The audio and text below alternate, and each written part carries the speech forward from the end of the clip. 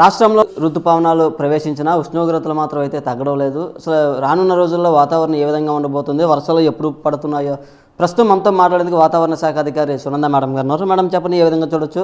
నైరుతి ఋతుపవనాలు ప్రవేశించినా ఇంకా విశాఖలో మాత్రం కొంచెం ఉష్ణోగ్రతలు ఎక్కువగానే ఉన్నాయి. ఇక్కడైతే ఉష్ణోగ్రతలు సాధారణం దగ్గర రికార్డ్ అవుతున్న పరిస్థితి ఉంది.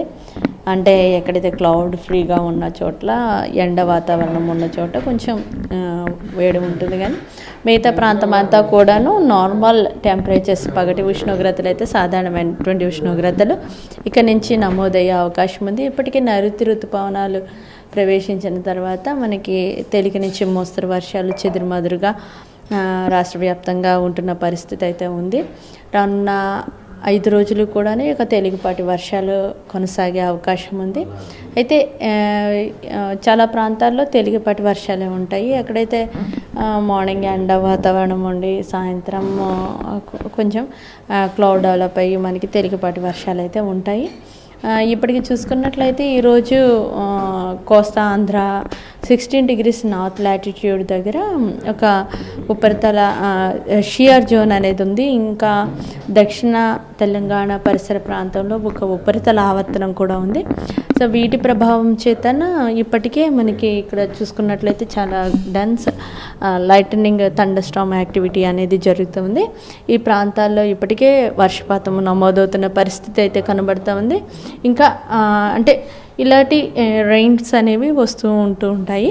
అయితే ముఖ్యంగా ఈ యొక్క వర్షాలు ఉన్నప్పుడు పిడుగుపాటు కూడా ఉండే అవకాశం ఉంది. ఉరుములు మెరుపులతో కూడినటువంటి జల్లులు ఇలాంటివి గమనించినప్పుడు తగినంత అప్రమత్తంగా ఉండాలి. అంటే వాతావరణంలో కొన్ని మార్పులు చోటు చేసుకుంటున్నాయి. మధ్యాహ్నం వరకు ఎండగాస్తున్న ఒకసారిగా ఆకాశం అంతా మేఘావృతం అవుతుంది. కారణం ఏంటంటారు? మనకి నైరుతి ఋతుపవనాలు ప్రవేశిస్తున్నాయి కదండి. ఈ టైంలో మనకి ఇలాగా రెయిన్స్ ఉంటాయి.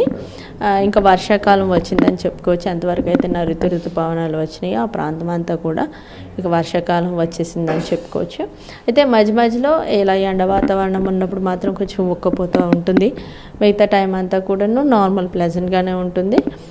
అయితే సాయంత్రం మాటలు ఏదో ఒక టైంలో, ఇంకా వర్షాకాలంలో ఏదో ఒక టైంలో మనకి చెదురుమదురుగా ఈ యొక్క వర్షాలు అనేవి నమోదయ్యే అవకాశం అయితే ఉంది. రాయలసీమలో ఎటువంటి వాతావరణ పరిస్థితులు ఉన్నాయి? రాయలసీమలో కూడా ఇప్పటికే అక్కడ నైరుతి ఋతుపవనాలు ప్రవేశించినాయి. సో చాలా విస్తారంగా వర్షాలు కురుస్తున్న పరిస్థితి కూడా ఉంది. నిన్న చూసుకున్నట్లయితే అత్యధికంగా మన రాయలసీమ జిల్లాలో 8 centimeters 9 centimeters రెయిన్ఫాల్ కూడా రికార్డ్ అవ్వడం జరిగింది. సో ఈ యొక్క రెయిన్స్ అనేవి మరి 5 రోజులు అంటే తేలికపాటి వర్షాలు ఉంటాయి. సో ఈ వర్షాలు ఇలా కంటిన్యూ అయ్యే అవకాశం అయితే ఉంది.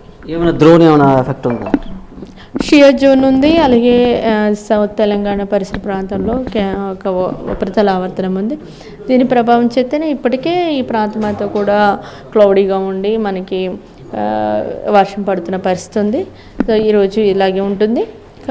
కమింగ్ 5 days కూడాను తేలికపాటి వర్షాలు అయితే ఉండే అవకాశం ఉంది. ఇది వాతావరణ శాఖ అధికారులు అయితే చెప్తున్నారు. పూర్తిగా అయితే కొన్ని ప్రాంతాల్లో ఉదయం అంతా ఎండగాసిన, మధ్యాహ్నం పూట అయితే మేఘావృతం అవుతున్న పరిస్థితి. అయితే ఋతుపవనాలు తెలుగు రాష్ట్రాల్లో ప్రవేశించినప్పుడు ఇలా వాతావరణ మార్పులు చోటు చేసుకుంటాయని విశాఖ వాతావరణ శాఖ అధికారులు అయితే చెప్తున్నారు. కెమెరా పర్సన్ సాగర్తో నాయుడు, RTV విశాఖ నుంచి.